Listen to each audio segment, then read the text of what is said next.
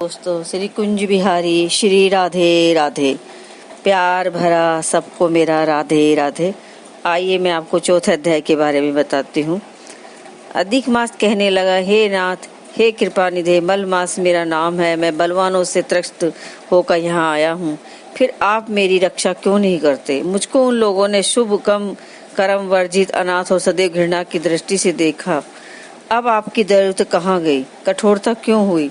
इस प्रकार भगवान से कहकर मलिन मुख मलमास श्री कृष्ण के आगे आंसू बहाता हुआ बैठ गया।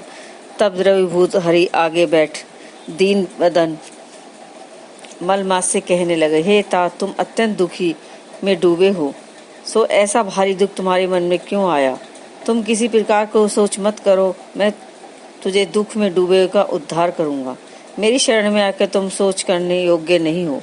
नारायण बोले, हे भगवान के वाक्य सुनकर मलमास दुखी होकर मधुसूदन भगवान से बोला, हे भगवान, आपको सब कुछ ज्ञात है, आपके बिना इस संसार में कुछ भी नहीं होता है। हे भगवान, मेरे दुर्भाग्य की पीड़ा क्या है आप नहीं जानते।